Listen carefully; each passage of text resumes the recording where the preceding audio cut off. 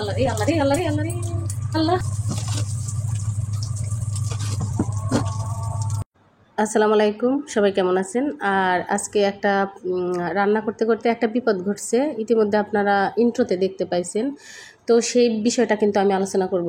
কারণ হচ্ছে রান্না করি আসলে এই চুলাটায় দীর্ঘ 3 থেকে 4 বছর রান্না করি। আমার প্রতিদিনের যে একটা অভিজ্ঞতা, সেই অভিজ্ঞতাগুলি আপনাদের সাথে শেয়ার করি।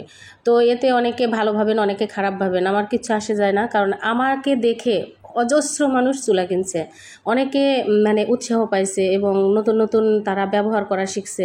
তো এই ভাই বোনদের জন্যই কিন্তু আমি ভিডিওগুলো তৈরি করি। তো দেখুন, আজকে আমি রান্না করব লোহার কড়াইতে রান্না করতেছি, করলা ভাজি করতেছি, তারপর ডিম ভাজি করব। তো এই রান্না করতে করতে একটা বিপদ কিন্তু চলে আসতেছিল। এরকম আমরা দৈনন্দিন জীবনে কিন্তু সবসময় দেখবেন যে কাজের সময় কোনো না কোনো বিপদের সম্মুখীন হই, অনাকাঙ্ক্ষিত বিপদ। তো এই অনাকাঙ্ক্ষিত বিপদ আমরা কীভাবে নিজেকে সেভ করব সেটা কিন্তু জানার। এখন আমার বিপদ আসবে বলে যে আমি এটা ব্যবহার করব না বা এটা থেকে দূরে থাকব, সেটা কিন্তু কথা না। আমি কিন্তু বিপদ আসতেই পারে, সেটা চিন্তা করে কিভাবে নিজেকে সেফ রাখা যায়, আমার সেফটি ব্যবস্থা নিয়ে সব কাজবাজ করতে হবে। তো এই জন্য কিন্তু আমি যে বিপদগুলোর সম্মুখীন হই সেই বিপদগুলো আপনাদেরকে তুলে ধরি। তো আজকে দেখেন, এটা কিন্তু রান্না করার সময় আমি ভিডিও শ্যুট করতেছি। তো এর আগে হচ্ছে আমাকে প্রশ্ন করছিল যে চুলায় কীভাবে আগুন লাগছিল আমার। তো সেটাও কিন্তু আমি রান্নার সময় মানে আগে আমার এরকম আগুন লাগছে, পরবর্তীতে আমি কিন্তু আবার রান্নার সময় দেখাইছি। তো আজকে কিন্তু রান্না করতে করতে আগুনটা লেগে গেছে, এটা কিন্তু আমি ভিডিও শ্যুট করতেছিলাম।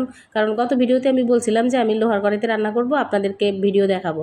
তো সেই জন্য আমি কিন্তু রান্না করার সময় ভিডিও শ্যুট করতেছি। এই ভিডিও শ্যুট করতে করতে আমার কিন্তু আগুন লাগছিল, আমি আপনাদের দেখাই। আর তার আগে দেখাই, দেখেন লোহার কড়াইতে রান্না করার সময় চুলাটা যেহেতু সমান আর কড়াইটা যেহেতু গোল নড়ে চড়ে, সেই জন্য আমি ওই যে একটা স্ট্যান্ড দিছি, এটা একটা লোহার স্ট্যান্ড। এভাবে প্রায় সময় আমি রান্না করি আপনার পিঠা, তারপরে হচ্ছে রান্না বান্না, মাটির কড়াইতে রান্না বান্না। মাটির কড়াইটা ভেঙে গেছে, সেজন্য আবার নতুন কিনতে হবে। তো যাই হোক, ভাই বোনেরা যারা ভিডিওটা দেখছেন প্লিজ একটা লাইক দিয়ে নেবেন। আর সেই বিপদটা আপনারা একটু পরে দেখতে পারবেন। এই করলা ভাজিটা প্রায় শেষ, এখন এই যে বিপদটা, এই মুহূর্তে বিপদটা ঘটবে, আপনারা দেখুন সরাসরি। আমি কিন্তু ডিম ভাজবো, ডিম ভাজার জন্য তেল দিছি। আর এই তেলেই কিছুটা কড়াইয়ের নিচে পড়ে গেছিলো কয়েক ফোঁটা। আর এই ডিমটা যখন দেই তখনও কিন্তু কড়াইয়ের নিচে কিছুটা তেল ছিটে পড়ছে। তো এইভাবে আপনাদেরও পড়তে পারে, সেই জন্যই কিন্তু ভিডিওটা এই যে এইভাবে আমি আর এখান থেকে স্কিপ করিনি। এই যে দেখুন, এই যে তেলটা যে পড়ছে সেই তেল থেকে কিন্তু জ্বলে আগুনটা জ্বলছে। যে একটু আল্লাহ রে আল্লাহ রে আল্লাহ রে আল্লাহ রে আল্লাহ। যাই হোক আপু ভাইয়ারা, আপনারা দেখুন, এই যে আঙ্কেল আন্টিরা, হ্যাঁ, তো এভাবে তেল পড়ার পরে তেলটা যখন গরম হয়, চুলার উপর তেলটা দীর্ঘক্ষণ থাকে আর এই কড়াইটা যখন কাছাকাছি হয় তখনই কিন্তু আগুনটা ধরে। ভয় পাওয়ার কিচ্ছু নেই, এই যে এইভাবে আগুন ধরলে ভয় পাওয়ার কিচ্ছু নেই। সাথে সাথে স্ট্যান্ডটা সরাইয়া আপনারা ভালো করে এই তেলটাকে তখন চুলাটা অফ করে দিতে হবে, আর ভালো করে তেলটাকে একটা ন্যাকড়া দিয়ে মুছে দিতে হবে। এখানেও মুছতে হবে এবং চুলার মানে কড়াইয়ের নিচেও মুছতে হবে। তো যাই হোক, এটা আমার দৈনন্দিন জীবনের একটা অংশ, যেহেতু আমার প্রায় সময় এরকম হয়, আমি কোনো ভয় পাই না। কারণ তেল পড়বে, জিরা পড়বে, তারপর ভাতের মার পড়বে, যে কোনো জিনিস পুড়ে তারপরে কিন্তু এরকম আগুন লাগার একটা সম্ভাবনা থাকে। আমার ভাই বোনেরা দেখুন, আমি কিন্তু খুব তাড়াহুড়া করে কাজ করি, কারণ হচ্ছে জব করি তো, অনেকেই জানেন আপনারা, তাই না? তো তখন কিন্তু তাড়াহুড়া করলে এরকম হয়। এই যে এটা ওটা পরে সেইটা পুড়েই একটু আগুনের মানে সৃষ্টি হয়, এটা ভয়ের কিছু নাই ভাই বোনেরা। আমি কিন্তু অনেক দিন ধরে এই চুলায় কাজ করি। আর দেখুন, যখন সময় থাকে, এই যে ইভিনিং টাইম, এখন সময় আছে, পুরো রান্নাঘরটা ক্লিন করে তারপর হচ্ছে মোমো বানাচ্ছি, কত সুন্দর রিল্যাক্স মোডে বানাচ্ছি। আর যখন টাইম থাকে না তখন কিন্তু প্রচুর ব্যস্ততা নিয়ে আমাকে করতে হয়, তাড়াহুড়া করে একদম রোবটের মতো ছুটতে হয়। তো এখন আমি মোমো বানাবো আর এরপরে একটু বাইরে ঘোরাঘুরি করব। তো ভাই বোনেরা যারা এই চুলার ভিডিও পছন্দ করেন, তো আপনাদের চুলার ভিডিও আজকে দেখালাম, এইভাবে কিভাবে অসুবিধা সৃষ্টি হতে পারে এবং সেখান থেকে কিভাবে আপনারা সেফ থাকবেন। তো আমি কিন্তু সারাদিন পরে আবার বাচ্চাদেরকে নিয়ে বাইরে ঘুরতে আসছিলাম বাসার পাশেই। আর যাদের ভিডিওটা ভালো লাগবে প্লিজ প্রিয়জনের কাছে শেয়ার করে দিবেন, তাহলে হয়তো বা আপনার প্রিয় ব্যক্তিটা সেফ থাকতে পারবে, তাদের ভালো লাগবে। সেই সাথে যদি একটা লাইক দেন তাহলে কিন্তু ভিডিওটা আরও দর্শকের কাছে পৌঁছায়।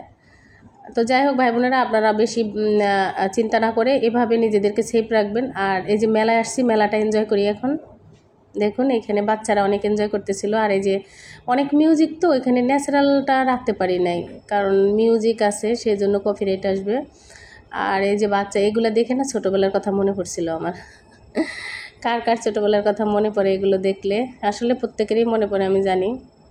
এগুলো আমি খুব দিতাম, আমি যখন খুব ছোট ছিলাম তখন মেহেদি লাগাইতে পারতাম না, এগুলো দিতাম।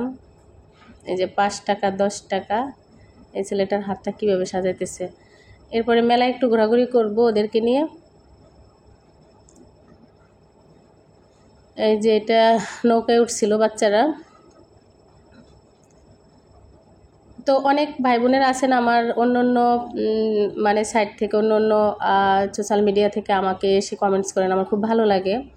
তো যাই হোক, আপনাদের জন্য অনেক শুভকামনা থাকবে। আর যারা অনেক প্রশ্ন করেন, অনেক কিছু জানতে চান, আমি এক এক করে ভিডিও আনার চেষ্টা করব। আর আপনাদের কাছে বলা হয় না, আসলে দীর্ঘদিনের একটা গ্যাপ পড়ে গেছিলো আমার ভিডিওতে। সেটা হচ্ছে আমার ফ্যামিলিতে কিছু মানে পার্সোনাল প্রবলেম, যেমন মানে আমাদের জীবনে অনেক কিছু চলে আসছিল, কষ্ট। তারপর হচ্ছে আমার আব্বা মারা গেছেন, সব কিছু মিলে মানে আমি একটা মানসিক ডিপ্রেশনের মধ্যে ছিলাম, যে কারণে কিন্তু ভিডিও আনতে ভালো লাগেনি। তো আশা করছি আবার রেগুলার হব। এই যে এটা হচ্ছে একটা বিস্কিট, আসলে আমি প্রথমে কেমন স্মোকি খাওয়ার পরে ধোয়া ওরে, আর ঠান্ডা, প্রচুর ঠান্ডা। এই যে আবরার সোনা খাইতেছিল। ছোট ছোট বাচ্চারা খুব এনজয় করে এগুলো নিয়ে। তো আজকে ভিডিও থেকে কিন্তু বিদায় নেওয়ার সময় হয়েছে। আপনারা অনেক ভালো থাকবেন। আমরা এখানে একটু ঘোরাঘুরি করব, তারপরে চলে যাব। তো সবাই ভালো থাকবেন, সুস্থ থাকবেন। পরবর্তী একটা ভিডিওতে দেখা হবে, কথা হবে। আল্লাহ হাফেজ।